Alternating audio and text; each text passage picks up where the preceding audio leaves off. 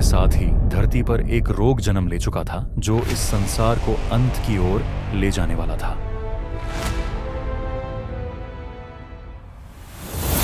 The arrival of कली। पांडव के बाद हस्तिनापुर में उनके पोते परीक्षित का राज शुरू हो चुका था।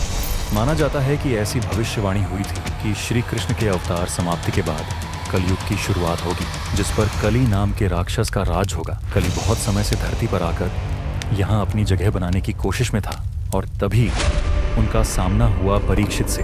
परीक्षित एक महान राजा थे। एक बार वह अपनी सेना के साथ प्रजा का हाल जानने निकले, लेकिन उन्होंने रास्ते में बहुत ही खतरनाक दृश्य देखा, जहाँ एक आदमी गाय और बैल को डंडे से बुरी तरह पीट रहा था। महाराज परीक्षित ने देखा कि वह बैल एक टांग पर खड़ा है, क्योंकि उसकी टांगें आदमी पहले ही तोड़ चुका था। ये बैल प्रतीक था धर्म का, जिसकी 4 टांगें तपस्या, सफाई, दया और सच्चाई को दर्शाती थी। उसकी 3 टांगों को तोड़कर कली धर्म के 3 प्रतीकों पर विजय पा चुका था और केवल सच्चाई ही बाकी रह गई थी।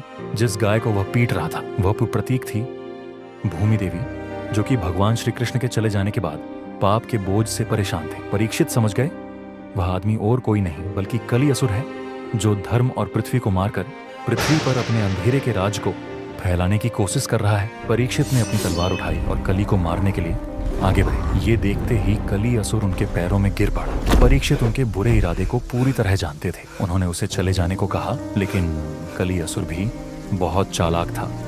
वह परीक्षित की पैरों में गिर पड़ा और गिराने लगा। बस यहाँ रहने की थोड़ी सी जगह दे दीजिए। तब बहुत सोचने के बाद परीक्षित ने उन्हें 5 जगह रहने की अनुमति दे दी। जुआ, शराब, अश्लीलता, हत्या, सोना, जहां भी ये सब चीजें होंगी कली बस वही रह सकता था।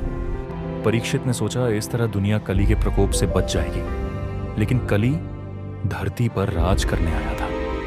हर तरफ बुराई और अंधकार फैलाने आया था। इतनी जल्दी हार मानने वाला नहीं था। जब परीक्षित ने उसे 5 जगह रुकने की आज्ञा दी, शायद वो नहीं जानते थे कि धीरे धीरे इन्हीं 5 चीजों से कली अपना प्रभाव बढ़ाएगा। उसने धरती पर अपने पांव फैलाने शुरू कर दिए और यही से कलयुग का आरंभ हुआ। परीक्षित कली को पूरे संसार में कहर मचाने से तो रोक दिया, पर अपनी मौत को नहीं रोक पाए। अपने ज्ञान और शक्ति के बावजूद भी राजा परीक्षित के जीवन के अंत का कारण बना उनका क्रोध।